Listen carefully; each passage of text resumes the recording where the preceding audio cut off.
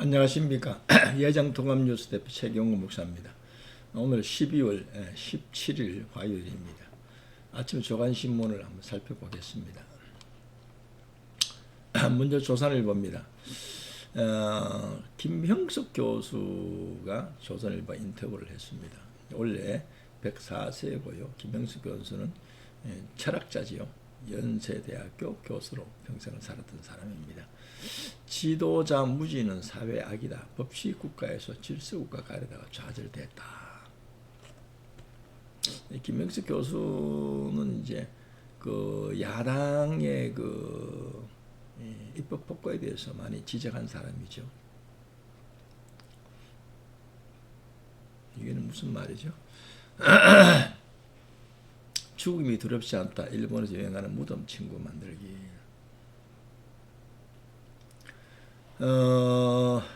헌재의 압박, 경쟁자, 여지자체장까지 수사 대상이라는 야당은 뭐 살판났습니다. 찰나에 모든 그 여당의 그 잠재적인 그 어떤 그 이 정치권의 주자들까지도 다 이제 수사 대상으로 삼아야 된다. 뭐 이렇게 지금 나오고 있죠. 한동훈 대표가 어제 이제 사임을 했습니다. 사퇴를 했는데요, 대표로서. 구구 유튜버, 국민의힘이 구구 유튜버, 또 윤석열 대통령이 구구 유튜버에 너무 의존했다. 부정선거를 끊임없이 제시했는데 한동훈 대표는 부정선거는 그 음모론자다. 국민의힘이 부정선거에서 벗어나야 된다. 쉽게 부정선거는 없다 이 말이죠. 트럼프 당선자 첫 기자회견에서 김정은과 친분과시 한국은 빠졌다. 트럼프가 과거에 김정은하고 몇 번 만난 일이 있었죠. 트럼프 우크라이나 미사일 사용을 승인했다. 불러들인 매우 큰 실수다. 조국이는 검찰 해체를 자꾸 얘기하는데요. 사실은 법원에서 2년 징역을 이제 확정했습니다. 대법원에서. 그러면 이 법원을 해체해라. 그렇게 외치지는 않습니다. 여권에서는 이번에 이제 그 찬성파가 있었죠. 그러게 찬성자가 14명이 나왔나요? 14명이 나왔나요? 12명이 나온 것 같은데요. 자, 그러면 이 사람들에 대해서, 손절해야 되느냐? 이 사람들을 품고 가야 되느냐? 그런데 이제 단합을 위해서 그들을 배신자로 낙인 찍지 말아달라. 한덕수 국무총리가 이제 대통령 권한 대행이죠. 양공법과 국회 정건법 이제 이번에 이제 그 여러 가지 몇 가지 법이 올라왔는데 이걸 이제 거부권을 할 것이냐 안 할 것이냐 이제 고심한다 하는 그런 내용입니다. 지금 집값 폭등으로 물이 올라탔던 연끌족의 비명, 이제 집값이 자꾸 내려가고 이자는 부담은 커지고 하니까 젊은 사람들이 연끌족이라 그러죠. 모든 끌어당겨서 집을 샀다 이 말입니다.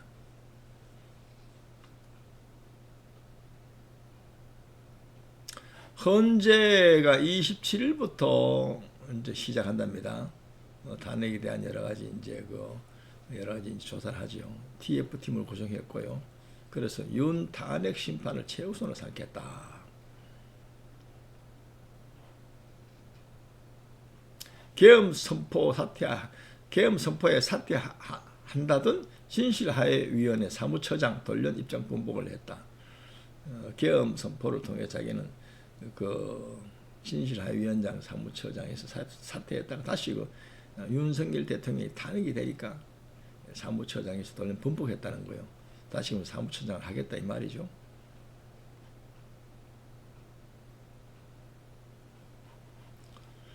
슐츠 독일 총리도 의회에서 불신임을 당해서 내년 2월에 조기 총선한다 그러네요.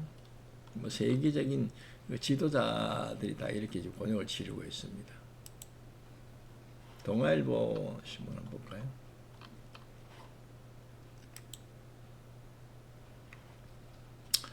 윤 탄핵 심판의 주심이 이제 현재 정형석 재판관인데 윤 대통령이 지명을 했다 그래요. 그리고 재판장은 문영배 문재인 전 대통령이 지명한 사람입니다. 이 사람이 아마 문형배 씨고요. 되고 이 사람이 아마 정형석 씨 같은데요. 6명입니다. 6명. 이 사람들이 어떻게 결정하냐에 따라서 윤석열 대통령이 탄핵이 되고 안 되고 달린 겁니다. 윤석열 대통령 중앙지검으로 나와라. 2차 통보.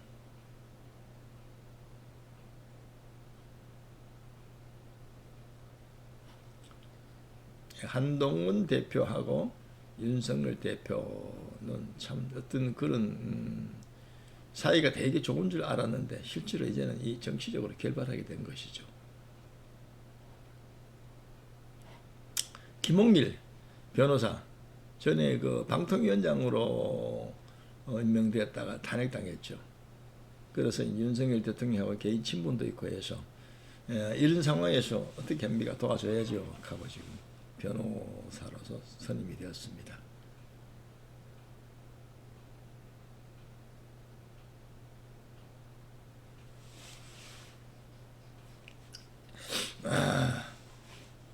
이재명 민주당 대표가 재명인의 마을에 이장직을 내려놓겠다. 비상시국이다. 아마 이재명 민주당 대표하고 권성동 원내 총무가 아마 오늘인가요? 내일인가요? 만난다 그러죠. 네, 동아일보를 살펴봤습니다. 경향신문을 보겠습니다. 8년 전 탄핵과는 다르게 반성이 사라졌다. 그러니까 그 박근혜 대통령이 탄핵 때는 이제 여당이 그때 사과했다는 것이죠. 그런데 이번에는 그런 사과가 없다.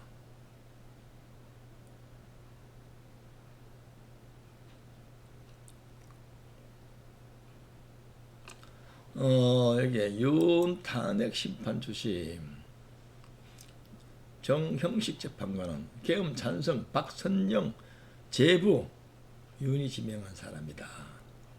박선영 씨가 아마 지금 신실하회위원장인가 그게 아마 임명이 되어 있죠. 제부라 그럽니다. 그리고 윤 대통령이 지명했지 이 사람. 과연 이 주심이 어떤 방향으로 진행할 것인가 사람들 다 궁금해하고 있어요. 친분 관계를 떠나서 공정하게 해야 되지 않겠나 하는 생각입니다. 이제 헌법재판관들 후보들이 있어요. 3명이 있죠. 윤 대통령이 말한 부정선거 의혹에 대해서 모두가 다 증거 없다. 이렇게 지금은 그래 말할 수밖에 없잖아요. 만약에 자기들 부정선거에 대해 의심이 든다 하면 헌법재판관들이 야당들이 난리 나겠죠. 추인을 안 해주겠죠. 국회에서.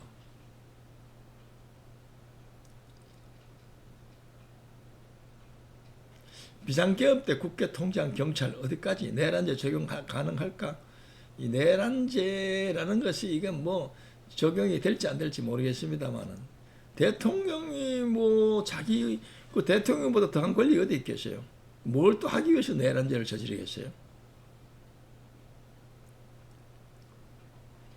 여당에서는 이제 조한창 헌법재판관 추천자를 갖다가 논란이 부적격이다. 이렇게 지금 시비를 걸고 있는 것 같습니다. 아휴.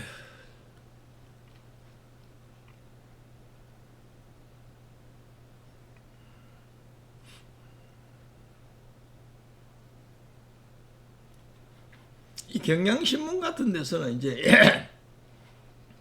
윤석열 대통령 탄핵에 대해서 이렇게 지금 환호하는 사람들이 사진을 실었어요. 그러면 윤석열 대통령 탄핵을 반대하는 광화문 사진도 좀 실어야 되는데 그러지 않습니다. 이 편파적인 신문이다 이렇게 소리를 들어요. 계속 보면 그런 사진이고요. 이런 것도 이제 잘못한 겁니다. 사실 이거 경향신문에서 내란죄 윤석열 탄핵 투표 불참한 국민의힘 105명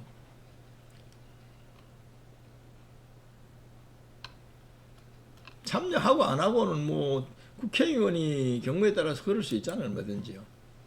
여기 이제 한겨레 신문 윤석열 방탄, 권성동, 윤상현, 나경원이 민다. 당권, 대권까지 노리나.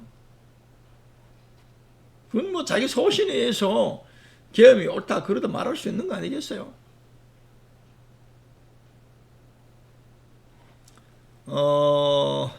이재명 민주당 대표는 빨리 헌재에서 판단해야 된다. 쉽게 말하면 탄핵을 인용하라 이거죠. 그런데 자기 재판은 계속 늘어지고 있잖아요. 계속 뭐 이런저런 이유를 대가지고 다 늦추잖아요. 권성동은 이제 여당이 이재명 민주당 대표 국정협의체를 제안했는데 한독수로 하다고 했지만 권성동은 거부했다. 예, 권성동, 윤상현, 나경원 이번에 이제 그 특별히 그 이 보수층에서 이제 환영받는 사람 윤상현 국회의원.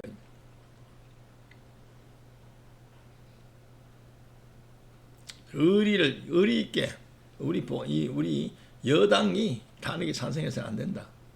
박근혜 대통령의 그 탄핵을 반문교사를 삼아야 된다.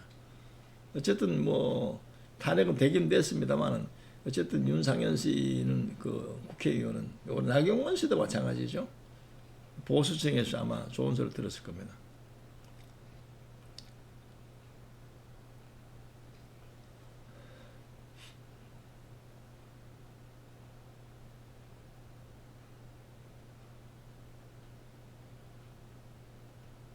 윤석열 대통령이 좀 소환을 하는데 계속 버티기라고 했습니다.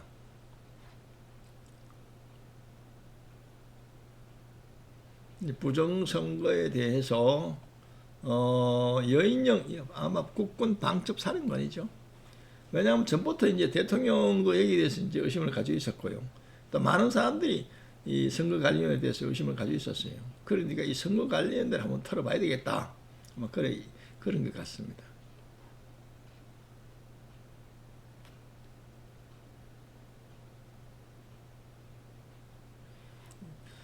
결과적으로 이 한동훈 한동훈 국힘 이 대표가 계엄 뒤에 오락가락했죠. 탄핵을 해야 된다. 그러고 탄핵 안 된다. 또 탄핵해야 된다. 이렇게 오락가락 계속해서 결과적으로 이제 국힘을 쫓겨난 겁니다.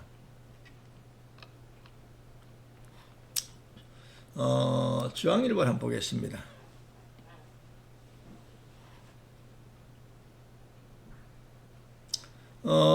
윤 대통령이 계엄 이후에 국힘에서 탈당거시가 일어났다.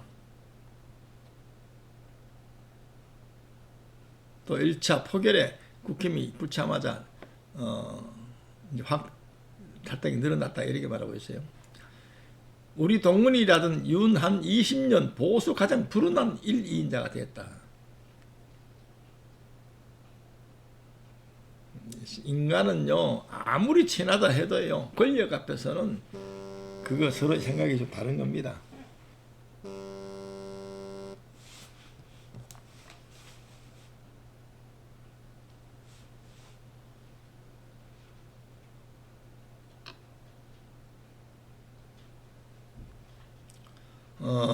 이기현이라고 아마 이 사람이 아마 민주당이죠. 자기 부친이 돌아가셨는데 상복을 입고 와서 표결했다 그러네요. 탄핵에.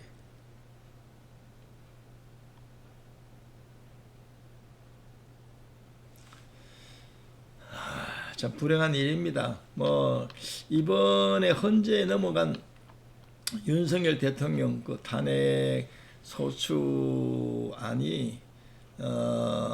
탄핵을 인용할 것인지 이제 기각할 것인지 이제 헌법재판관들 현재 6명 앞으로 이제 뭐 한 3명이 더 추천이 되는 것 같은데요. 거기에 달렸는데 7명이 찬성을 해줘야 됩니다. 그래야 탄핵이 되는 것이죠.